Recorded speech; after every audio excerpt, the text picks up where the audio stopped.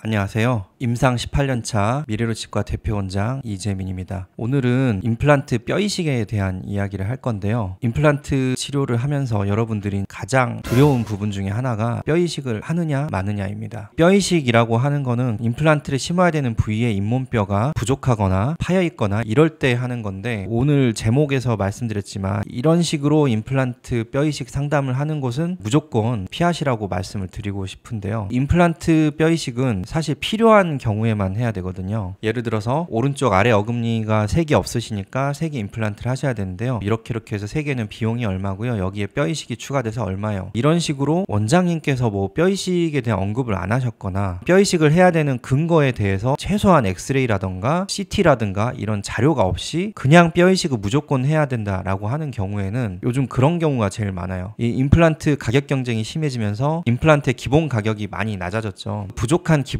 가격을 메꾸기 위해서 무조건 뼈이식을 넣는 거예요. 그 비용도 굉장히 일률적인데, 뼈이식의 종류는 너무 다양하고요. 또 뼈이식을 해야 되는 상황도 너무 다양합니다. 어떤 경우에는 약간만 인공뼈를 얹어주고 잇몸을 덮어줘도 끝나지만, 어떤 경우에는 뭐 금속 티타늄 막을 밖에다가 해서 집을 만들어주고 그 안에다가 인공뼈를 넣고 그 위에 막을 또 얹은 다음에 잇몸이 너무 부피가 늘어나면 안 꼬매지잖아요. 잇몸을 따로 또 수식을 해서 다시 꼬매주거나 이런 복잡하고 힘든, 재료도 많이 들어가는 이런 뼈이식들도 있단 말이에요. 뼈이식제에 들어가는 양도 너무 다르고요. 그래서 이런 것들이 정확하게 진단이 되지 않은 상태에서 여기는 임플란트 3개, 뼈이식 3개 이런 식인 경우에는 단순히 치료비를 다른 명목으로 받기 위한 수단으로 뼈이식이 쓸 가능성이 높다는 거죠. 그래서 저는 이런 팁을 드리고 싶어요. 만약에 뼈이식 진단이 나왔다라고 하면 원장님들이 대부분은 자기의 양심을 걸고 의학적 지식에 기반을 해서 진단을 내리시잖아요. 그래서 원장님께서 뼈이식을 하자고 하면 대부분은 실제로 해야 될 가능성이 높습니다. 이제 그럴 때는 대신에 치료가 끝나고 뼈이식 된 사진을 좀 보여달라,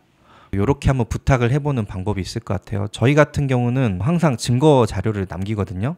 예를 들어서 임플란트를 심었는데 바깥쪽에 잇몸뼈가 조금 모자란 경우, 이럴 때 이제 인공뼈만 얹어주고 이렇게 마무리 해준다거나, 이를 빼고 난 자리인데 주변에 살짝 잇몸뼈가 모자라면 이런 식으로 뼈를 얹어주고 마무리를 하죠. 이런 사진을 꼭 찍어서 보여드리는 게, 이런 식의 약간 들어가는 뼈이식 같은 경우는 엑스레이 사진에 잘 나오지가 않아요. 일단 뼈이식 진단이 나왔을 때 이유라든가 목적이라든가 뼈이식을 해야 되는 부위의 상황을 최소 엑스레이, CT 같은 것들로 보여주지 않는다라고 하면 의심을 해볼 필요가 있다라는 말씀을 드리고 싶고요. 그런 다음에 뼈이식이 갑자기 뭐 들어갔다든가 이럴 수도 있어요. 사실 저도 겪는 부분인데, 너무 막 이렇게 서운해하지 마시고 어떻게 뼈이식이 된지 보고 싶다라고 말씀을 해주시면은 이런 자료들을 좀 보여주는 곳이라고 하면 뼈이식을 좀 원칙이 있게 양심적으로 하는 곳이라고 말씀을 드리고 싶습니다. 그리고 뼈이식 중에는 엑스레이로 찍었을 때 결과가 확실히 드러나는 경우가 있습니다. 대표적인 예가 상악동 거상술인데요.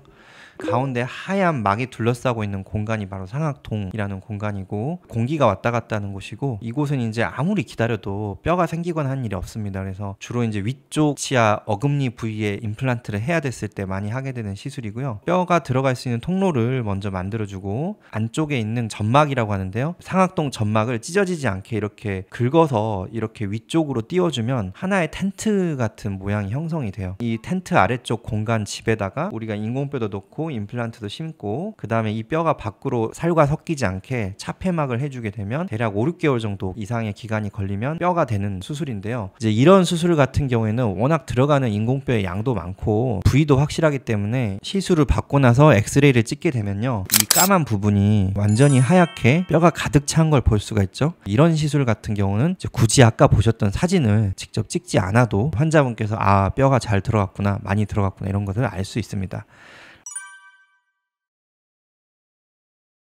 뼈이식을 무조건 해야 된다라고 하는 치과, 특히 그 뼈이식 진단을 원장님이 아니고 혹시라도 상담하는 직원이 하는 치과라고 하면 이거는 한 번쯤 의심해 볼 필요가 있다는 말씀을 꼭 드리고 싶고요. 그 다음에 뼈이식을 만약에 받는데 약간이라도 의심쩍다라고 하면은 뼈이식 중간에 실제로 뼈이식 재료가 활용이 되고 뼈이식 시술이 잘 끝났는지를 간단하게 사진을 찍어서 보여달라고 요구를 하실 수도 있겠고, 엑스레이로 확연하게 뼈이식 결과가 나오는 시술, 특히 상악동 거상술이라고 하면 시술이 끝나고 인공 보온뼈 이식이 얼마만큼 됐는지 잘 됐는지를 직접 확인을 해보시길 바랍니다. 그리고 뼈 이식 비용이 너무 단순하고 일률적이고 너무 저렴하다면 오히려 거꾸로 그 뼈 이식도 정말 필요한 뼈 이식인지 아니면 그냥 단순히 저렴한 임플란트 기본 치료비를 보상받기 위해서 넣은 가짜 뼈 이식 비용인지 한 번쯤은 생각해 보실 필요가 있다라고 말씀드리겠습니다. 여기까지 미래로 치과 이재민 원장이었습니다. 감사합니다.